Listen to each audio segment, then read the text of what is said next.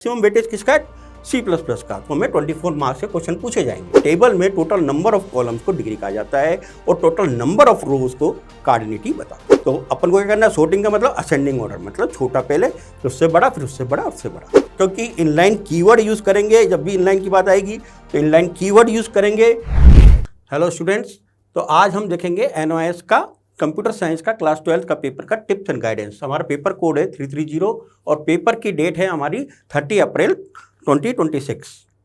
तो सबसे पहले हम ये देखते हैं बच्चों, हमारे टोटल नंबर ऑफ लेसन्स कितने? 29। तो हमारे मॉड्यूल फर्स्ट कौन सा है? बेसिक कंप्यूटिंग, जो हमारे TMA में 40% हमारा सिलेबस रहेगा और पब्लिक एग्जामिनेशन में हमारा रहेगा 60%। तो नंबर ऑफ लेसन्स 11 जो हमारे हैं TMA के जो हैं, लेसन 1 कंप्यूटर फंडामेंटल, लेसन 3 है कंप्यूटर सॉफ्टवेयर, लेसन 7 है ईमेलिंग है, और इसी में हमारा लेसन 2 जो 2 नंबर लेसन है वो बाइनरी लॉजिक वाला पब्लिक एग्जामिनेशंस में पूछा जाएगा, और लेसन 4 हमारा ऑपरेटिंग सिस्टम हमारे पब्लिक एग्जामिनेशन में पूछा जाएगा। लेसन 5 डेटा कम्युनिकेशन नेटवर्किंग भी हमारा क्या पब्लिक एग्जामिनेशन में पूछा जाएगा। लेसन 6 भी हमारा कम्युनिकेशन और इंटरनेट भी पब्लिक एग्जामिनेशन में पूछा जाएगा।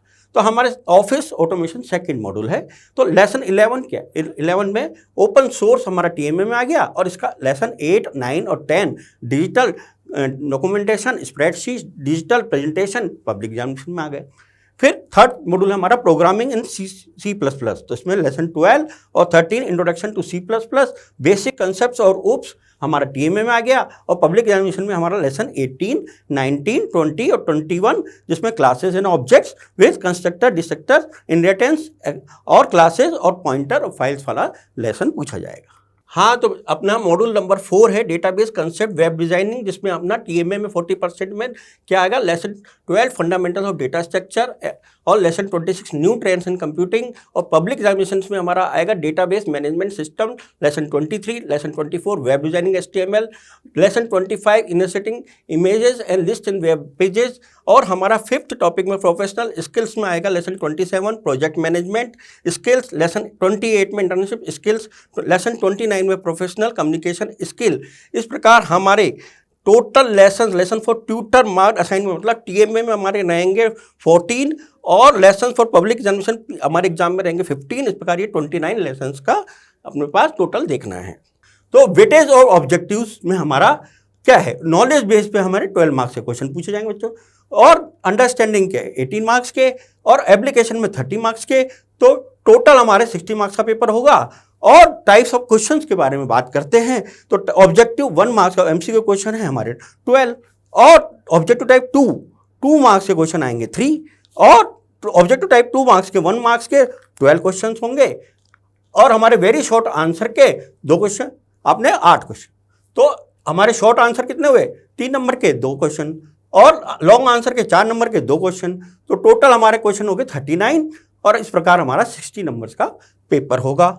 और देखो 4th क्वेश्चन में हमें इंटरनल चॉइस मिलेगी, और 1 का जो question will be have internal choice section B में, और 2 questions will have internal choice भी अपने को मिलेगी। तो बेसिक कंप्यूटर्स में हमारे 7 मार्क्स के क्वेश्चन हैं। ऑफिस ऑटोमेशन टॉपिक्स में हमारे 8 नंबर के क्वेश्चन है। प्रोग्रामिंग इन C++ में 24, यानी मैक्सिमम वेटेज किसका है? C++ का। तो हमें 24 मार्क्स के क्वेश्चन पूछे जाएंगे। तो डेटाबेस कंसेप्ट वेब डिजाइनिंग में 21 मार्क्स के। इस प्रकार हमारा पेपर होगा 60 मार्क्स का। तो difficulty level of question paper किस टाइप का होगा? डिफिकल्ट हमारे 12 मार्क्स के क्वेश्चन होंगे, एवरेज हमारे 30 मार्क्स के होंगे, और इजी क्वेश्चन हमारे 18 के, और टोटल इस प्रकार 60 मार्क्स का पेपर। तो अब हम सैंपल पेपर देख लेते हैं। तो बच्चों इस सैंपल पेपर में मैंने एक एक क्वेश्चन एक एक सेक्शन से लिया हुआ है, और बाकी पूरा सैंपल पेपर का PDF विद सॉल्यूशंस हमें नीचे हुए दिए हुए लिंक से हम डाउनलोड कर पाएंगे। तो this question paper consist of 39 questions at all questions are compulsory, marks are given against each question, और सेक्शन A कंसिस्ट ऑफ, देखते हैं सेक्शन A में क्या क्या है। क्वेश्चन 1 to 12 मल्टीपल चॉइस के क्वेश्चन है कैरिंग 1 मार्क्स ईच। अब question number 13 to 24 are objective type question that carry 1 marks each, और आपको attempt this question are as per the instruction given for each of the questions के तहत करना है। Question number 25 to 27 are objective type questions हैं, carry 2 marks, और आपका with each 2 सब पार्ट्स ऑफ 1 मार्क्स ईच में होना चाहिए। और तो attempt this question as per the instructions given for each of the question. और सेक्शन बी में क्या होगा बच्चों? तो question number 28 to 35 very short question answer, 2 marks each of the answer in the range of 30 to 50 words का देना है। Question number 36 to 37 का जो शॉर्ट आंसर्स हैं कैरी 3 मार्क्स के, तो उनकी वर्ड लिमिट 50 to 80 वर्ड्स की रहती है। 38 to 39 long answer type question है 4 मार्क्स के, और इनकी आंसर लिमिट 80 to 120 वर्ड्स की रहती है। और आपको section B offer the internal choice for some questions होगा, और attempt only one of the given choice in such questions. तो हम क्वेश्चन सेक्शन ए का पार्ट ए, जिसका 1 नंबर है क्वेश्चन, तो पहला क्वेश्चन देखते हैं, how to create an order list, a list with the list item in the numbers in the HTML। Simple है, क्रिएट ऑर्डर लिस्ट मतलब ऑर्डर लिस्ट, डी वाला सेक्शन रहेगा हमारा, डी ऑप्शन इसका सही है। The octal equivalent of 342 base 10 is, ये question number 40 मैंने लिया है, इसका 1 नंबर का क्वेश्चन है। तो to convert the decimal numbers in octal we perform successive division by 8 and record the remainders. तो देखो 342 को अपन डिवाइड किया 8, 42 हमारा रिमाइंडर 6 मिला, 42 को वापस डिवाइड किया 8 से, तो 5 with a remainder of 2, and 5 को फिर 8 से किया तो 0 आया। तो हमारे को उल्टा पार्ट लिखना है 5 to 6 बेस 8। तो question number 15, what will the output of the following programme in the input of the value y is 13। तो 1 नंबर का क्वेश्चन है ये। अब सेक्शन ए का पार्ट ए ही है ये। तो वॉइड मेन फंक्शन, देखो प्रोग्राम देखते हैं हम, integer y, cin out में y देना है हमें, और जो कि y की वैल्यू हमें 13 दी हुई है, तो y को डिवाइड करना है 3 से, तो हमारे 0 मिलता है क्या, इज ए फिक्स वैल्यू, क्योंकि इक्वल टू 0 होना नहीं हो पा रहा है, तो सी आउट हेलो नहीं प्रिंट होगा। तो क्या प्रिंट होगा, एल्स वाली कंडीशन, जो कि स्टूडेंट्स को प्रिंट करेगी। State whether the following statements are true. तो सेक्शन ए का पार्ट बी आ गया। देखो पार्ट बी में देखो 2 ही क्वेश्चन 1-1 नंबर के होंगे, तो 2 नंबर का हो गया। तो ए पार्ट होगा, pointer is an address of the variable, और dereferencing operator is a unary operator, it is different from the multiplication operator which leads to operand. और हमें करना क्या है, ट्रू और फॉल्स में जवाब देना है। तो पहले का ट्रू क्यों, pointer is special type of variable that stores the memory address of another variable rather than a data value. और दूसरा बी क्या है, ट्रू है, dereferencing operator is a unary operator. तो give one word of the following. देखो section A का ही part भी है, इसमें भी 2 क्वेश्चन हैं 1-1 नंबर के, तो 2 नंबर का हो गया। तो फर्स्ट है tool bar containing save button, तो क्विक एक्सेस टूल बार। दूसरा है smallest unit of the spreadsheet, तो इट्स कॉल्ड सेल। तो what is a cloud computing, देखो सेक्शन बी का पार्ट ए आ गया अब, तो ये भी 2 नंबर का है। तो व्हाट इज क्लाउड कंप्यूटिंग और डिफरेंट कुकीज, यानी और वाला भी आता है इसमें। तो what is cloud computing, cloud computing is the on demand delivery of the computing services. और आपको डिफाइन कुकीज, और cookies are the small text file stored on a user's computer via web browser while browser browsing a website.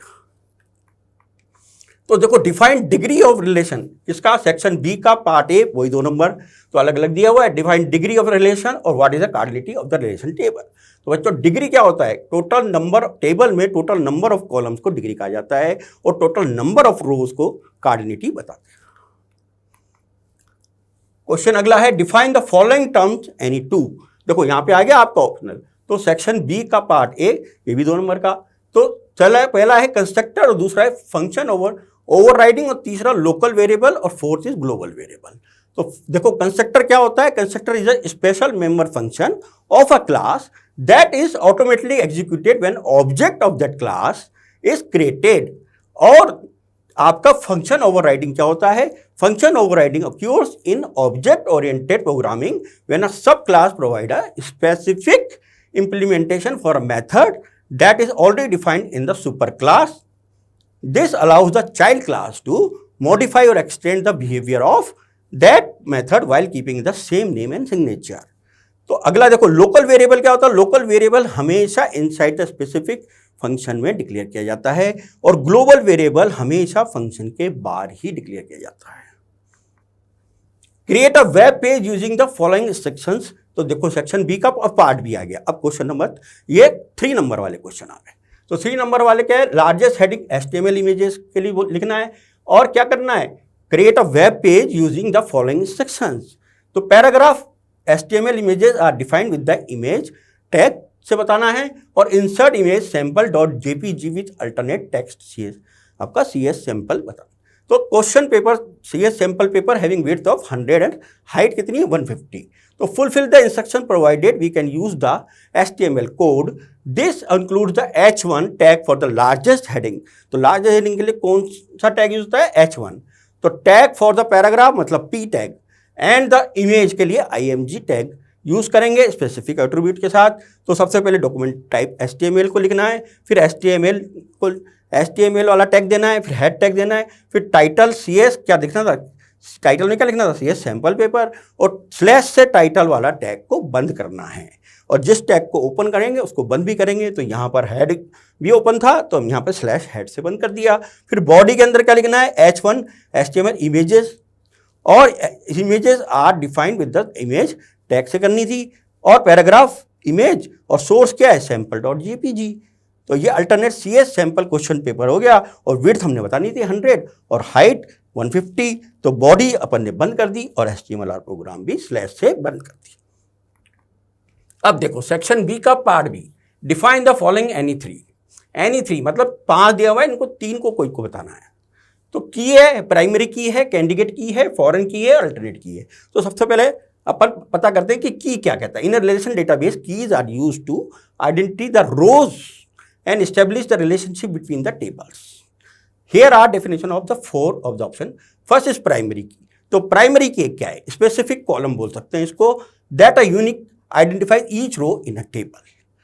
और candidate key क्या है, candidate key is any column और combination of column that can potentially serve as a primary की।